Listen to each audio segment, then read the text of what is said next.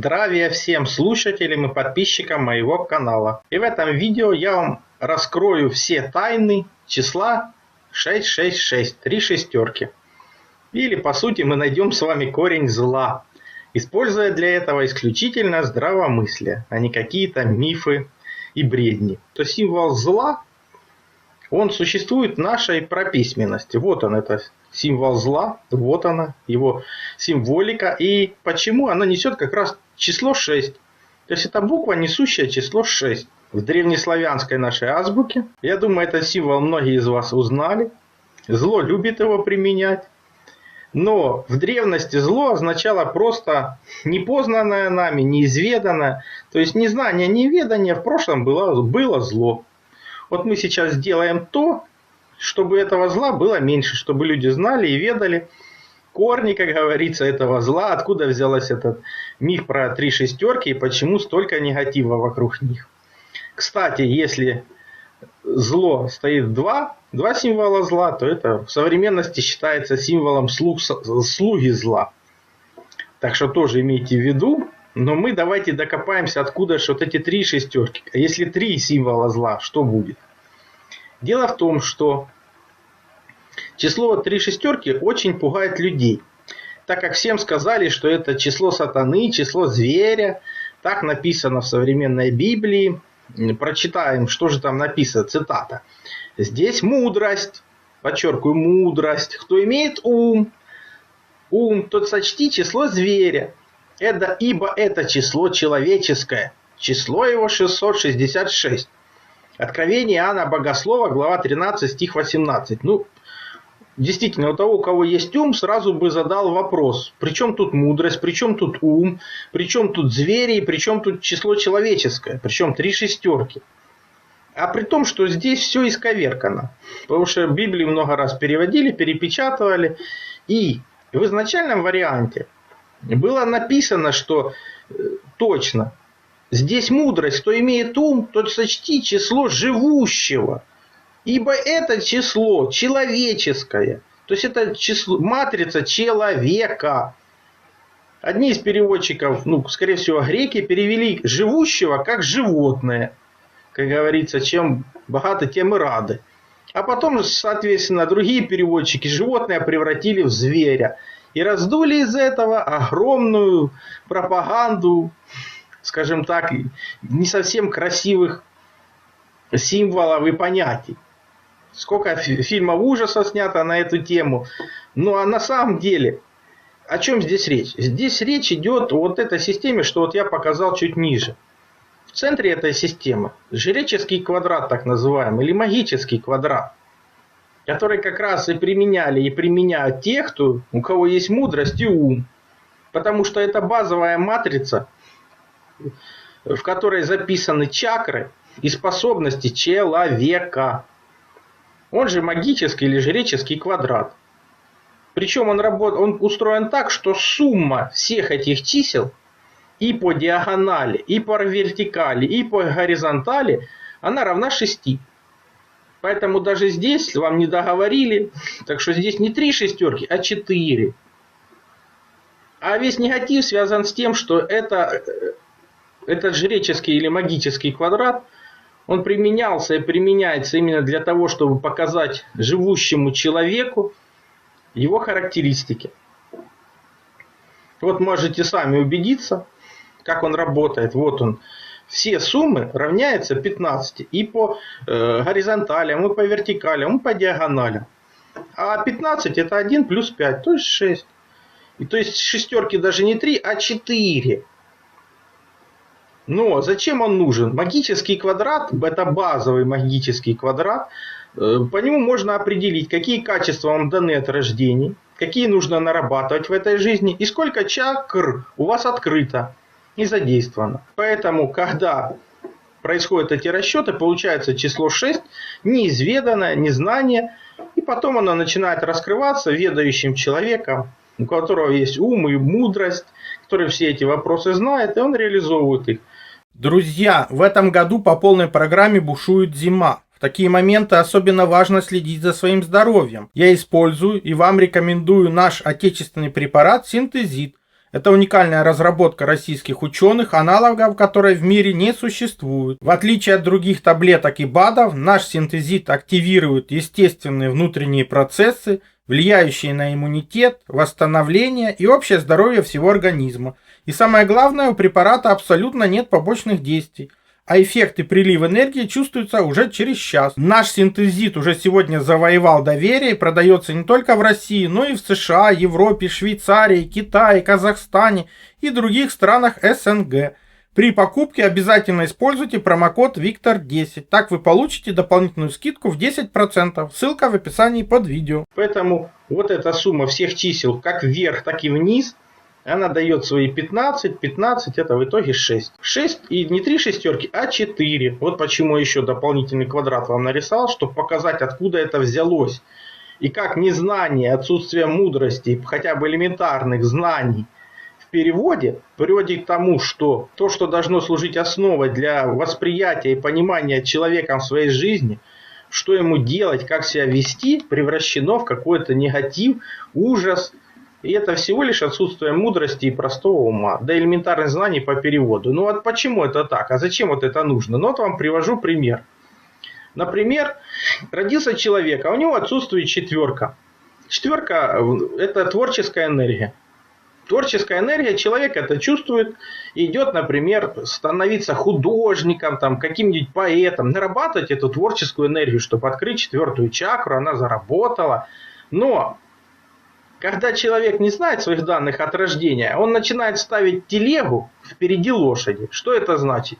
Так как у него нет четвертой творческой энергии, а он идет на работу в творческую сферу, то у него все получается из рук вон плохо, потому что ее нужно нарабатывать. Он чувствует, что ее нужно нарабатывать, но ставит творчество во главу угла для зарабатывания, например, средств.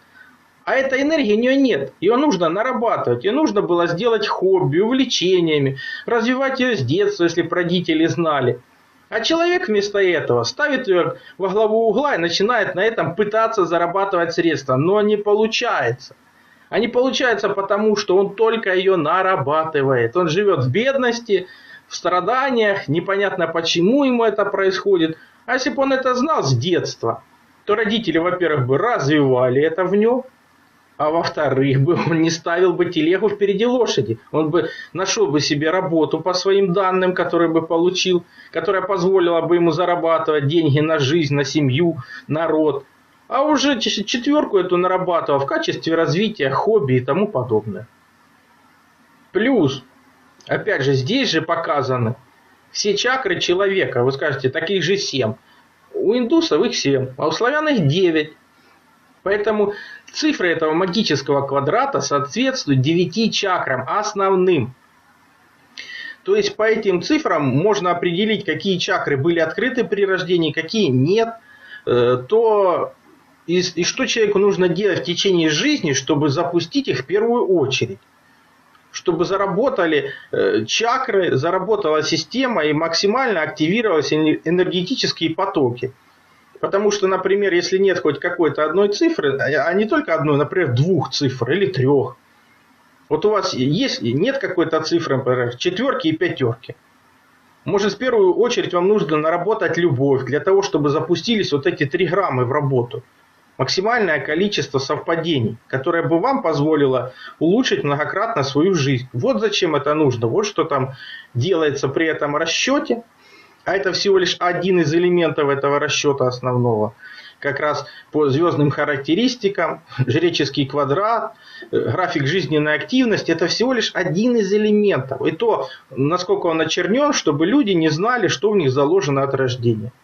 И не знали, как строить свою жизнь, а жили в темноте неведения.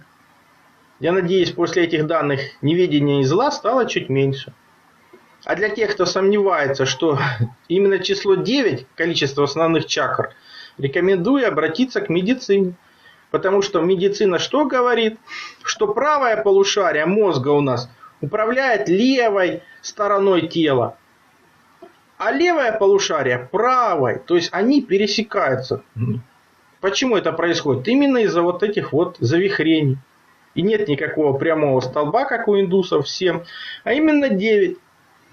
Или черный и белый цвет, который они все время забывают, потому что у них там 7 цветов радуги, а на самом деле цветов у света 9.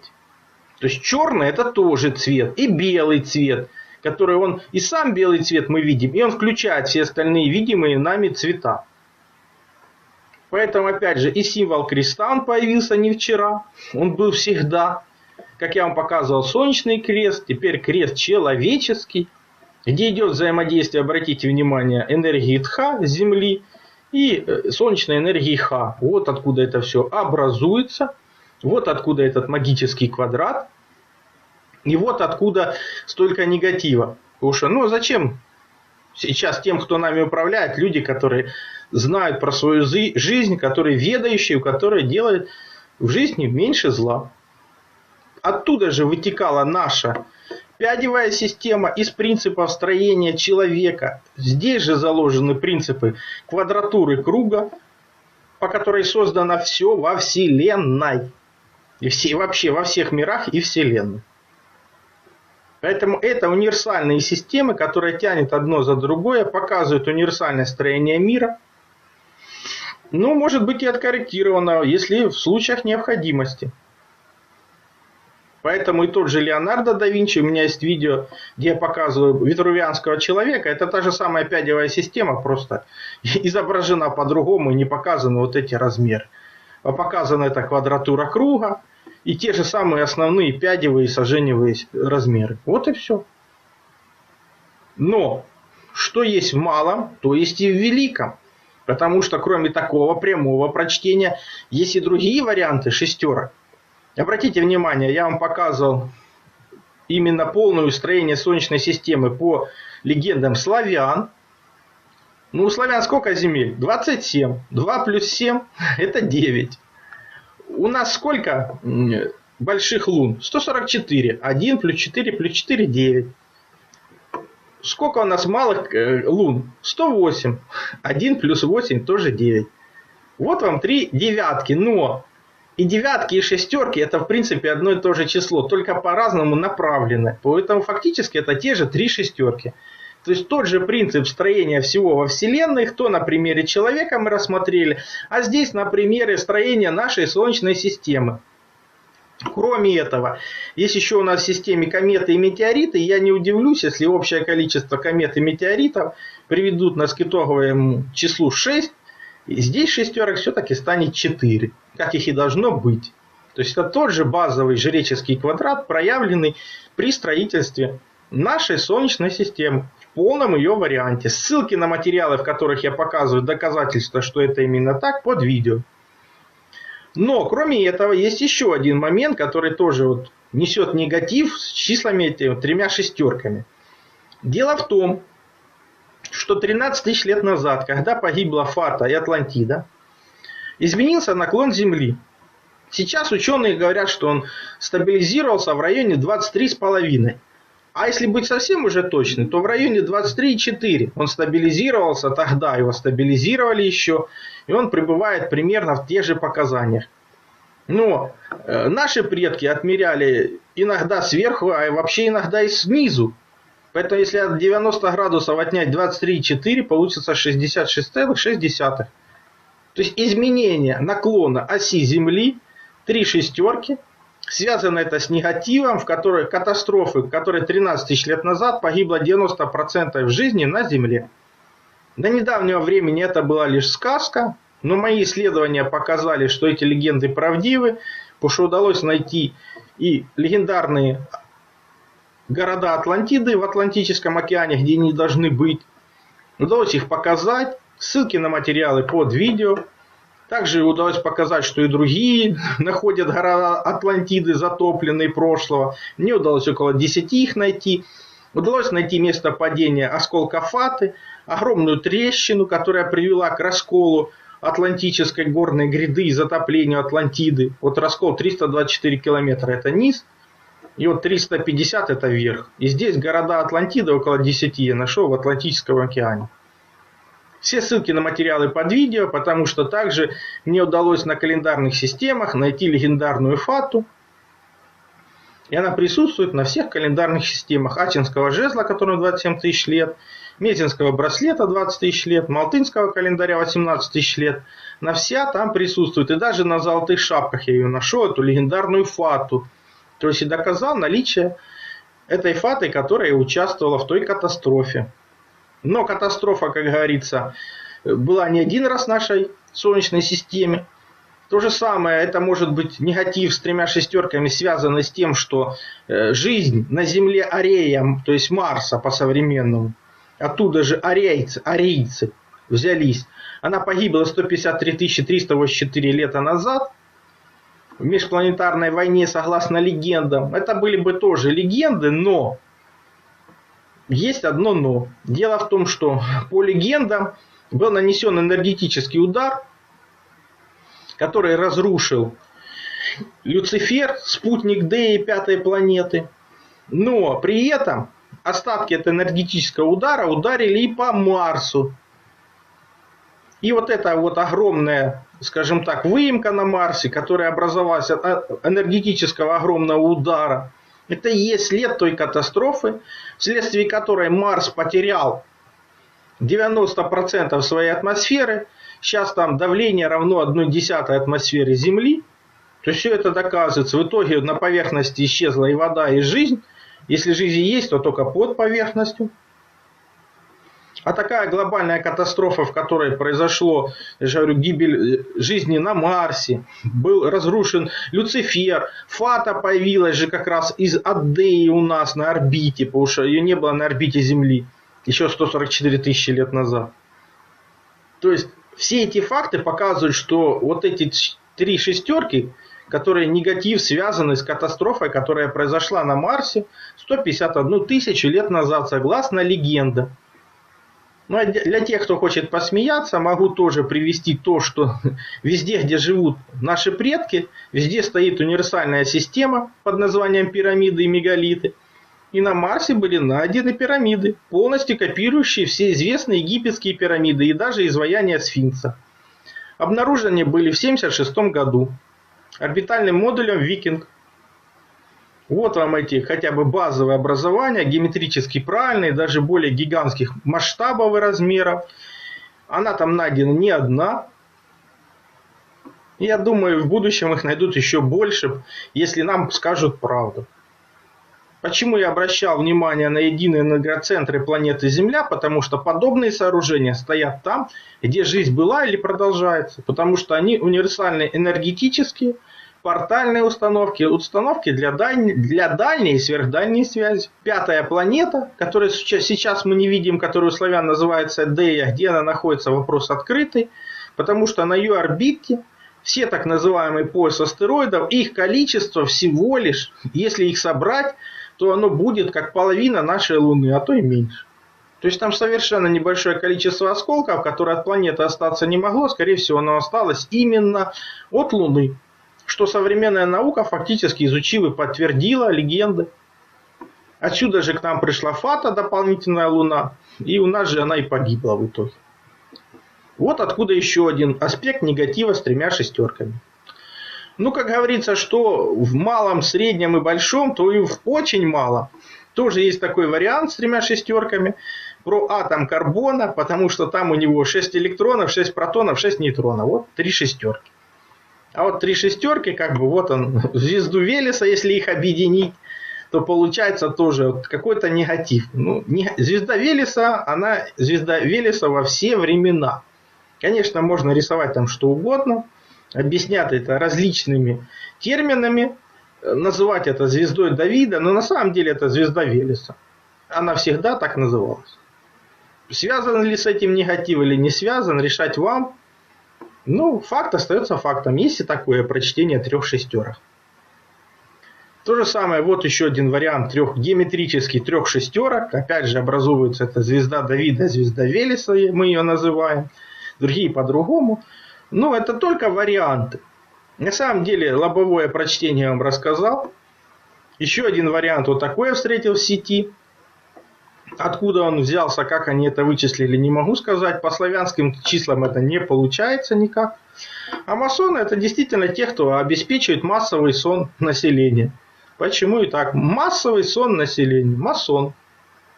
Вот и все. Это прямое прочтение. Если там 3 шестерки или 4, я не знаю. Ну, помните, повторение мать учения, но информация с первого раза никогда не усваивается. Смотрите видео столько раз, сколько нужно. Все ссылки на использованные материалы в описании под видео. Кнопочку «Еще» нажмите, все откроется. Либо смотрите в конечных заставках к видео. Ну, не превращайтесь в четвертую обезьяну нашего времени, которая просто уткнулась в гаджет, ничего не видит и ничего не слышит.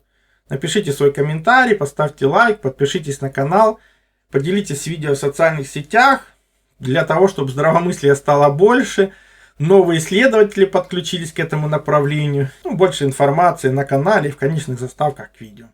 Также переходите на мой сайт, ссылка есть в первом закрепленном комментарии под каждым видео. Там размещены мои статьи, в том числе и запрещенные на других платформах. Плюс там же существует и магазин. Магазин существует для тех, кто хочет и может поддержать мою деятельность, для того, чтобы я ее и продолжал. Я же смогу вам содействовать в том, чтобы вы узнали свое предназначение по дате рождения, либо освоили силу живой воды, проводили измерения, которые помогут понимать, что вы едите, что пьете. Плюс получили лучшие натуральные витамины, именно Иван-чай. Плюс, опять же, сила живой воды – это водород и озон. Именно эти две структуры воды помогают нам сохранить здоровье и вылечиться от любых болезней, потому что они универсальны, подходят как одному человеку, как и всем членам семьи.